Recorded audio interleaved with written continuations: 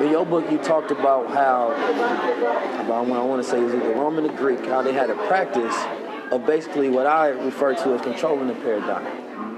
And they bend over the young boys backwards and they started that mentorship. And, you know, that establishment and keeping the old paradigm in place by destroying that revolutionary thought in the young paradigm shifters, I see that being rampant in today's intellect, in today's habits, whether people know it or not, because I believe that there's a fear of, if things change, where's my place? And for me, it's about interpreting that between the young and the old as well. This generational divide to where we don't have generational wealth of knowledge being shared and allowing you to go further, because there's no young person that's going to come in the world and think just like an old person. So those thoughts have to be instilled in order for that person to grow up and continue that same paradigm of thought. So I guess, you know, I just want to get your thoughts on the fear of the paradigm shift. Well, in the context of the generational divide. Well, the paradigm shifters, start with the paradigm shifters. You're shifting a paradigm. That's necessary. It's critical.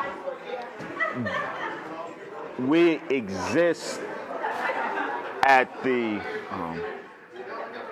crossroads where one world is going out and one world is coming in.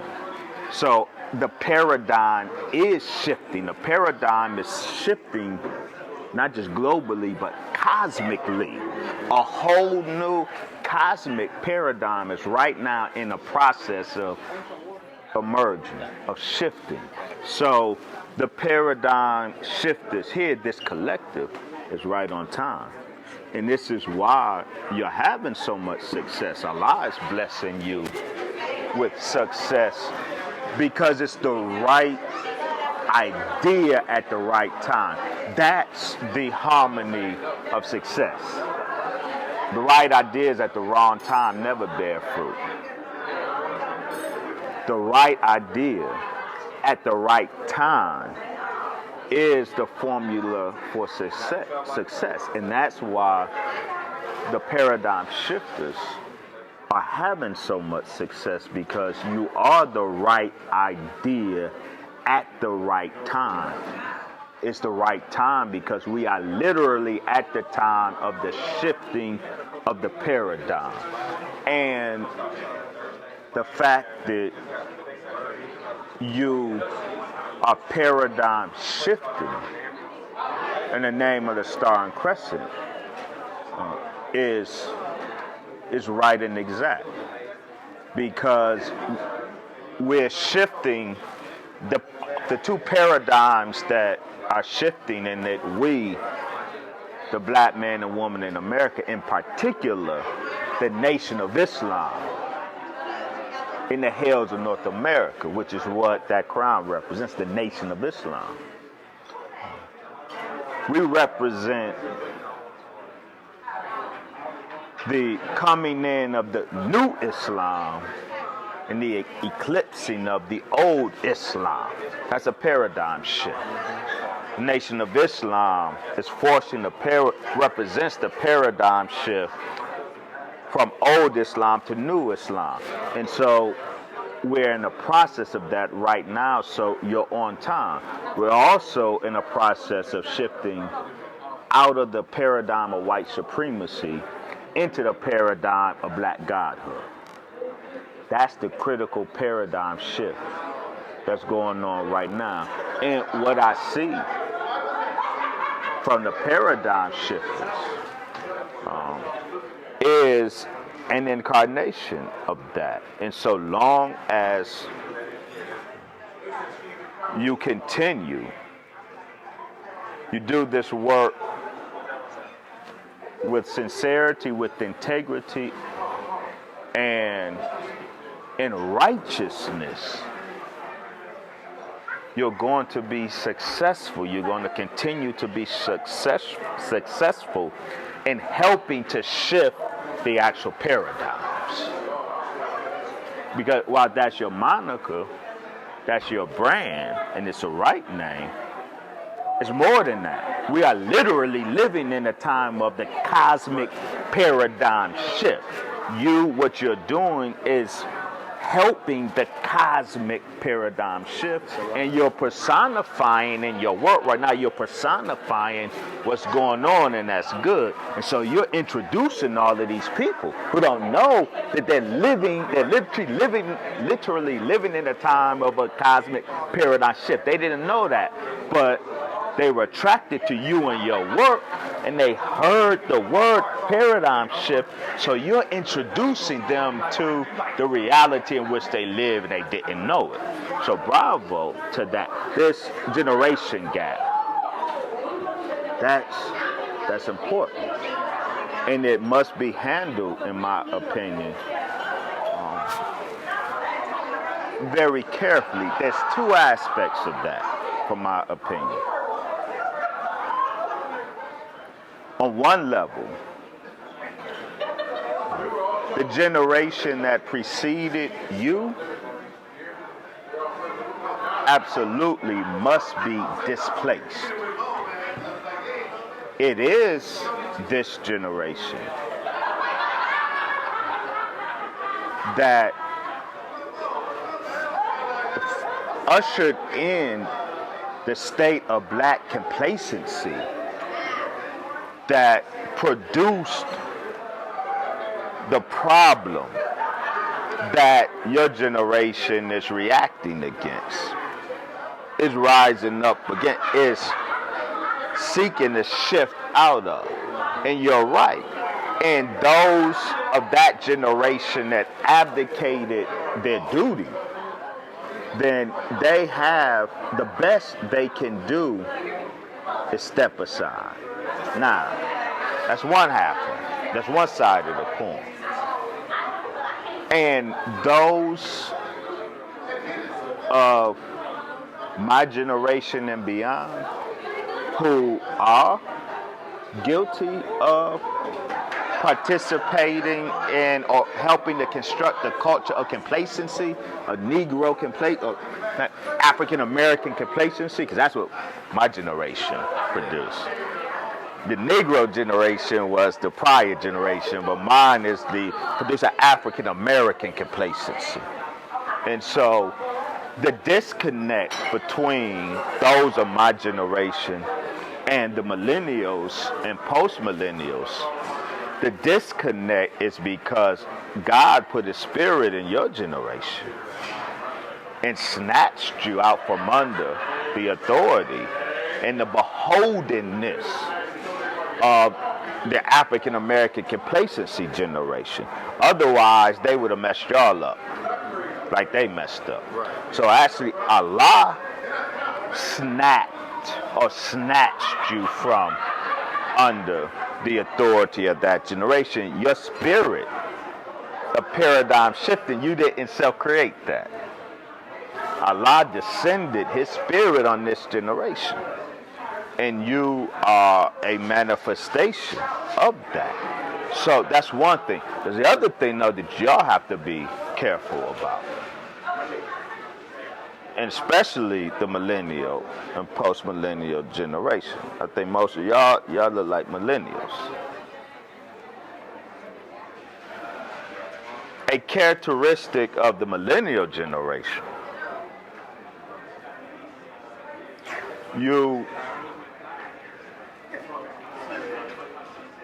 some of you have a hard time, even when you recognize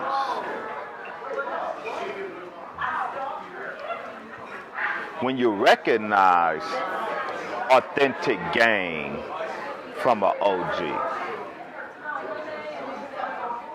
You still don't want to respect it. And so that's the situation, for example, in Chicago, right? The difference between the gangbangers, the younger gangbangers, and the OGs. There was order with the OGs. It's straight wild chaos with the young G's. And the problem is the young G's just ain't trying to hear shit. Right. The OGs got wisdom that can help the young G's do what you do better. But even those OGs that you recognize they wisdom, you ain't trying to hear that shit. Right? And that's the problem, that's the other side of the coin. So your generation, while you are right to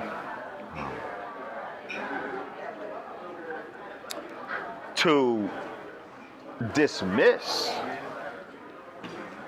the African American Negroes who are part of the problem, and you should not be beholden to them.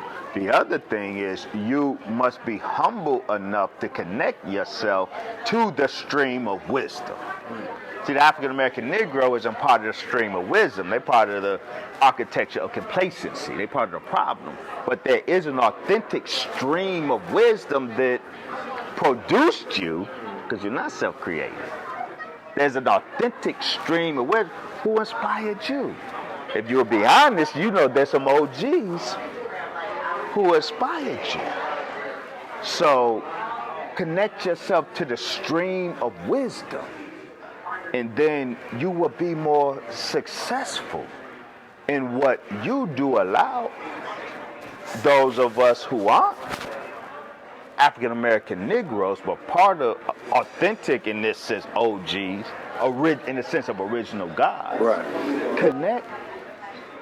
Connect your plug in to the stream, respect the pedigree, respect the history, and that's how this thing progresses. So in terms of the gender gap, both generations are at fault in producing the gender gap, in my opinion. Now, to that point, and to a solution, partly into that point, is the bowing down of the gods. And I think that that's something that can be added into the culture and the tradition to continuously have that effect of, for one, making sure that that gap never happens again, and then creating that bowing down essence to where the other, if someone admires me and they see me bow down to somebody that I admire, that I get gain, that I get knowledge from, then they're going to want to tap into the root. And therefore it connects them back to a source. And therefore it continues to be like, let me give you more gain. Because then it becomes reciprocation. But also I believe it creates a continuous humility effect amongst men, especially. Because if I bow down to you and I'm saying that you have something that I don't have, then that's me continuously pouring out my cup so I can get more instead of being full of myself. That's right. That's Black God protocol. It's something that everyone has to learn on many different levels, not just on the conscious level, but your subconscious mind fighting from you bowing down.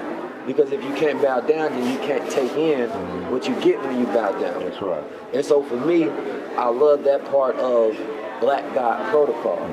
Can you harp or explain where you got that from? Absolutely. The Honorable Brother Minister Farrakhan, the epitome of Black God protocol, the exemplar of Black God protocol, make no mistake about it.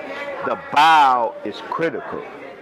And when it's done sincerely, and not just going through the motions, and it's not a gimmick, when we do the Black God bow to each other genuinely, that will head off a lot of future problems.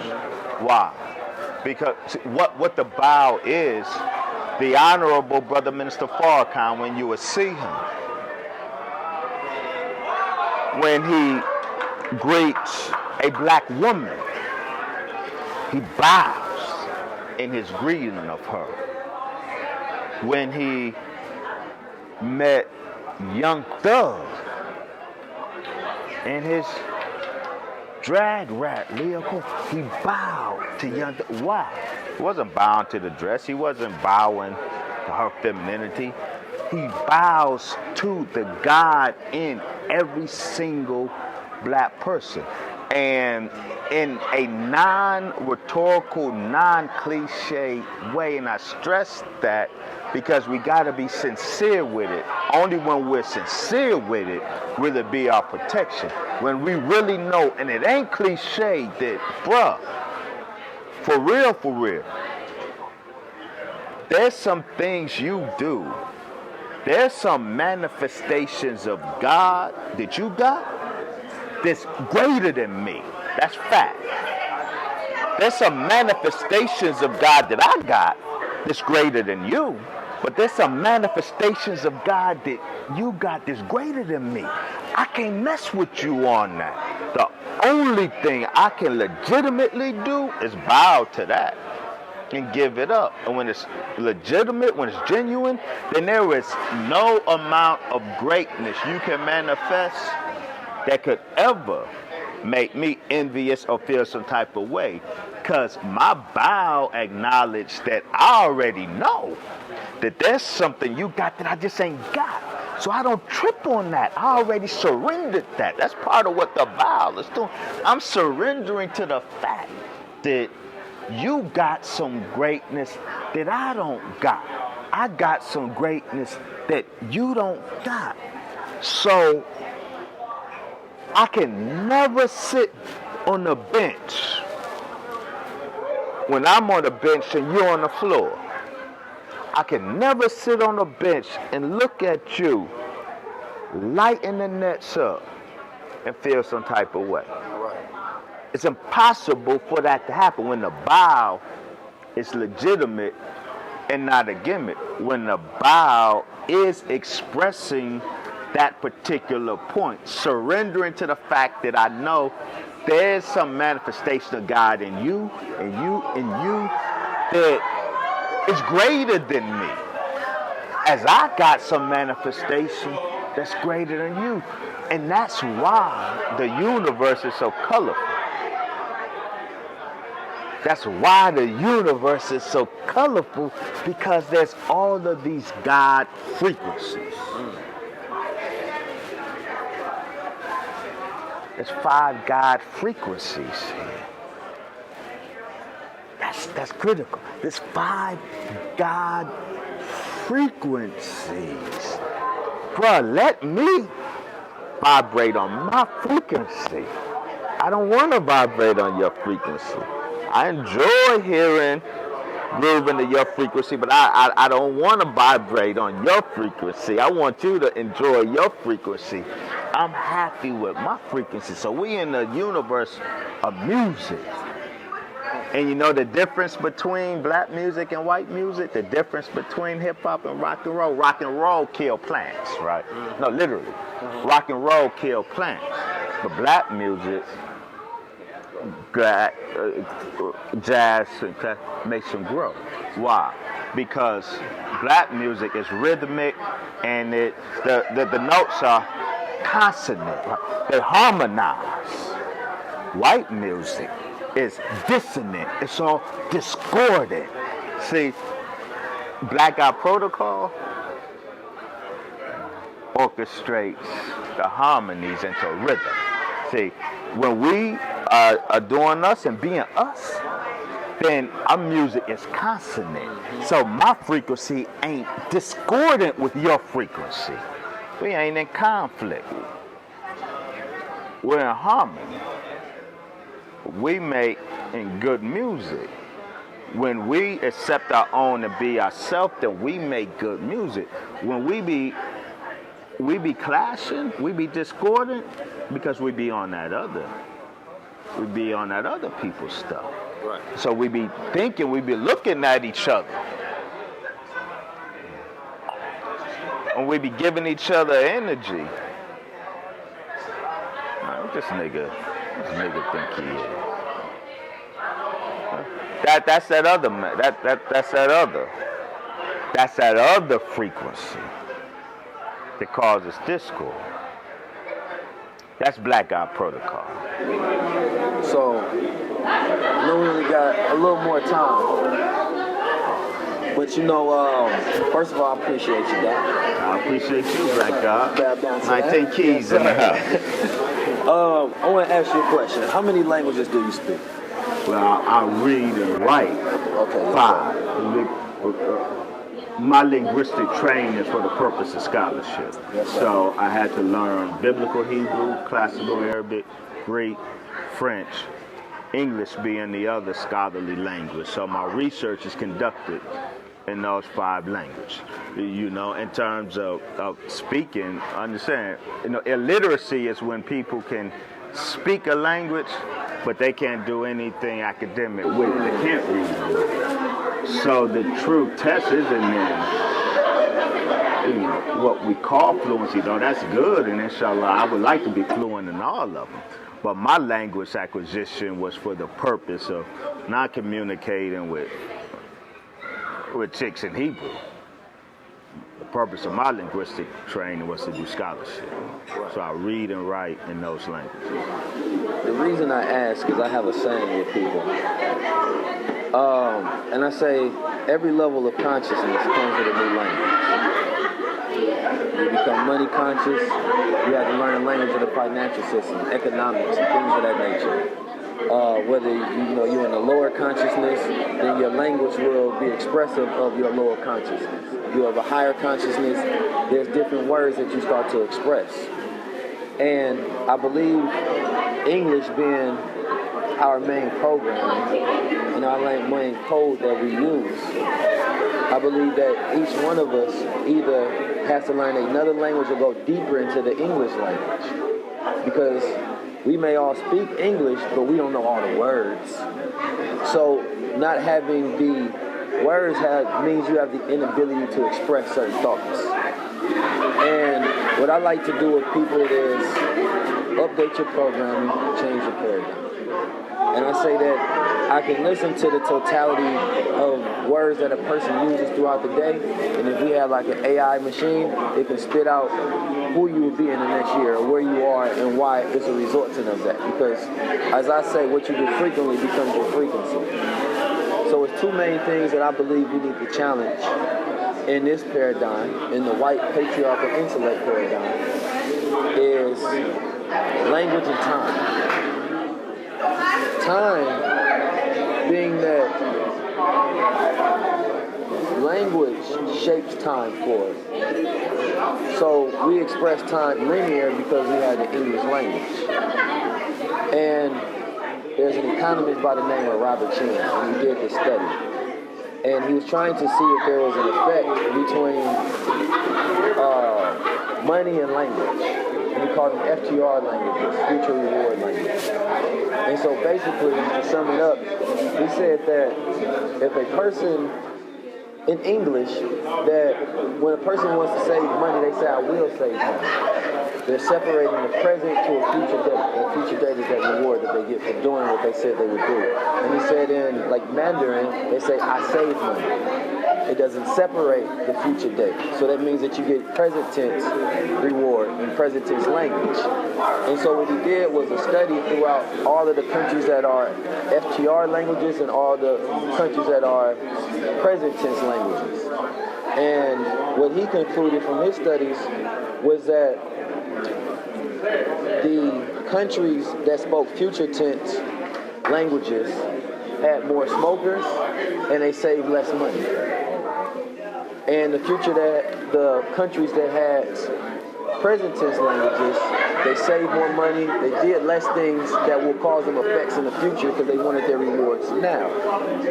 And as I wrap that around and understanding time, this is going to be a compilation of talks. As I wrap that around and understanding time, as we talk about the calendar as it is, the 365-day calendar, revolving around the 12 months through the sun. And I look at the white patriarchal intellect and how they regard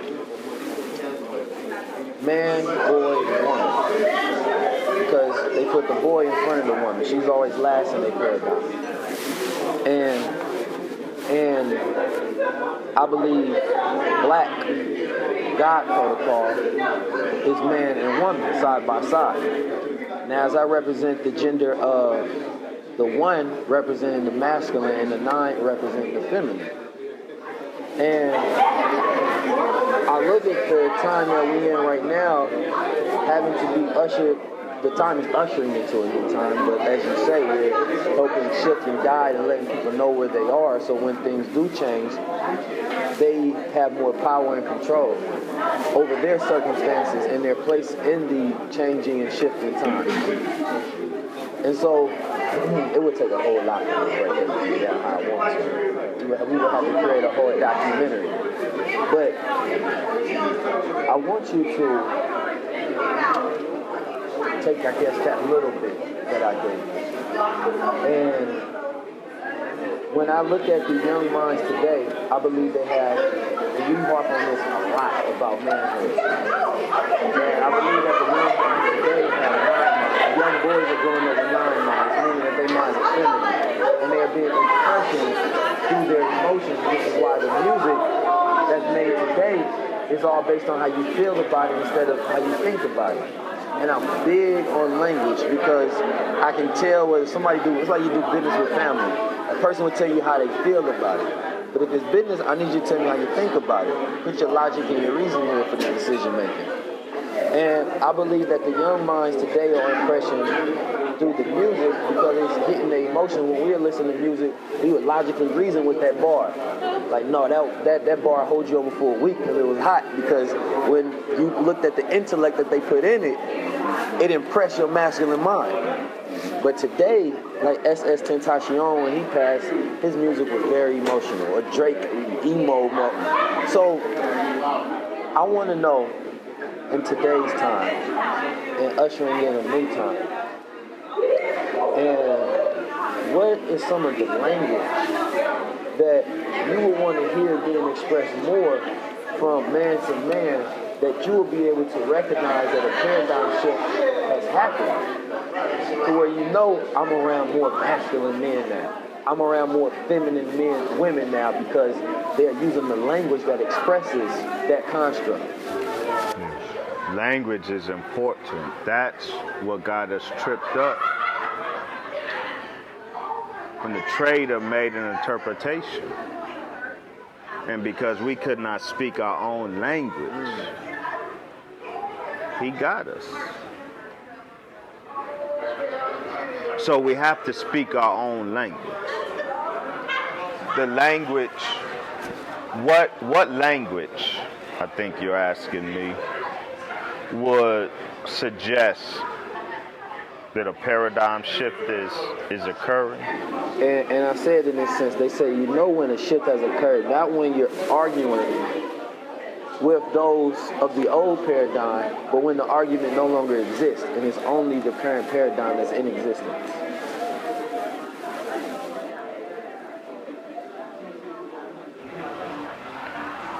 I will recognize that the paradigm has shifted when I see certain things. Wow, I too recognize the value of language. That's why I labored so arduously to learn how to read and write in those 5 languages and struggle to conduct research in the 5 languages. Language is the mathematics of the humanities. But I also know that light travels faster than sound.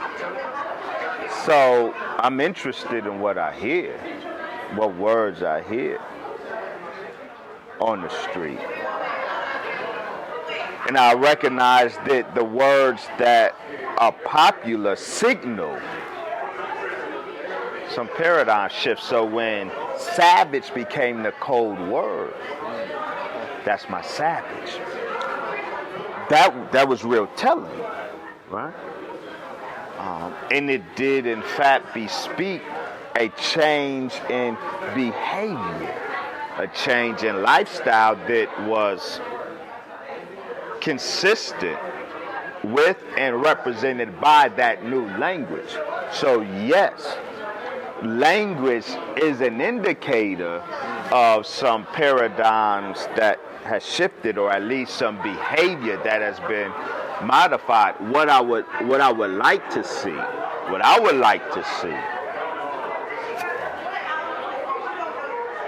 is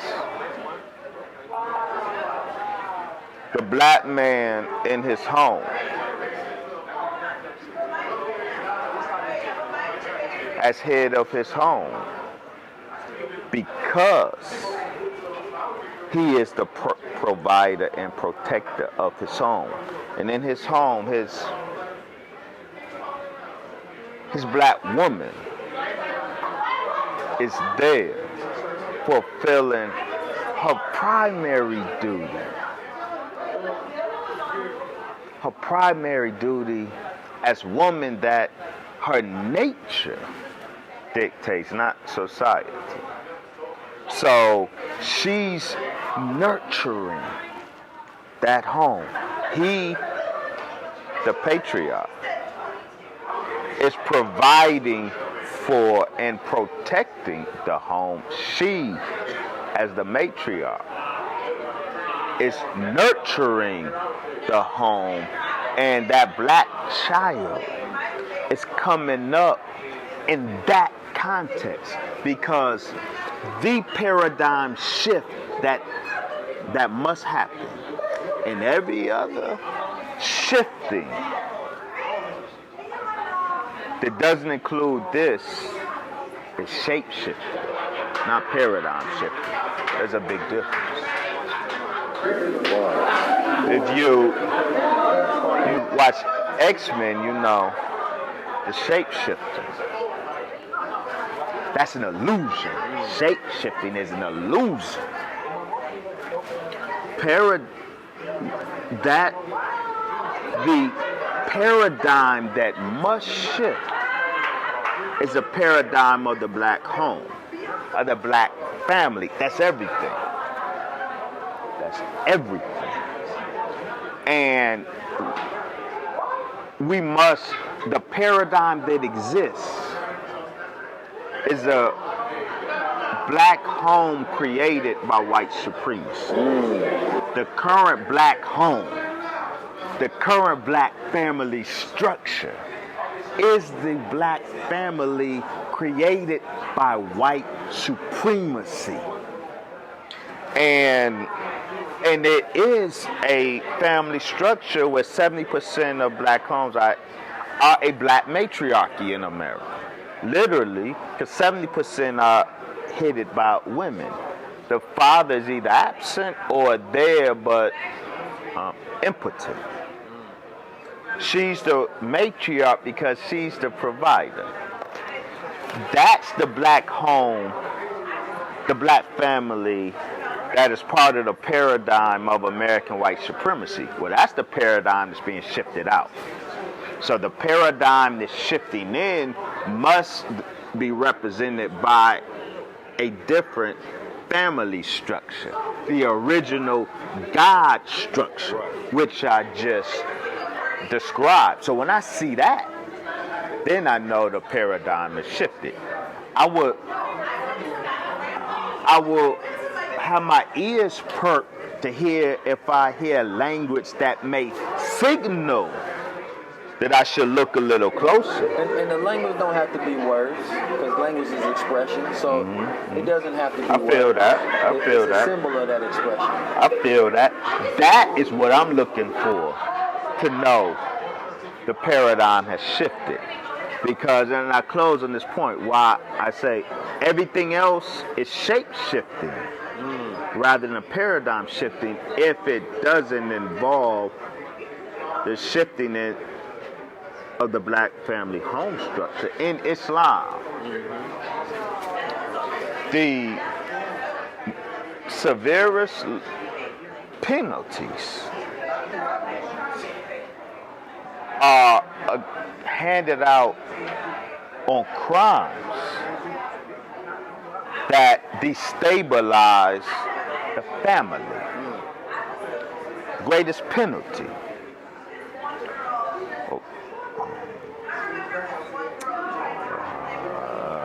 Cheating, what's the technical term for cheating?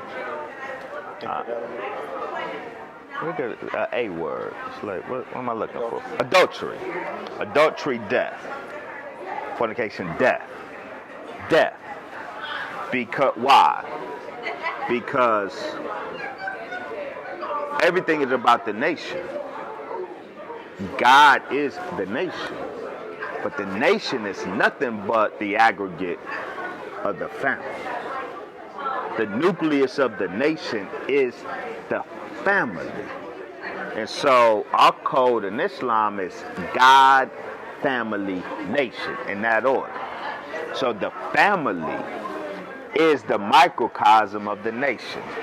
If the nation, if the Godhead is expressed in the nation on a macrocosmic level, it's first manifested in the black home on a microcosmic level. So that's everything right there. So the paradigm shift that has to happen has to be in the black home, and that's where we fail so miserably as black people. That is our greatest deficiency. We do little things, in my humble opinion, we do little things less poorly as we do black family.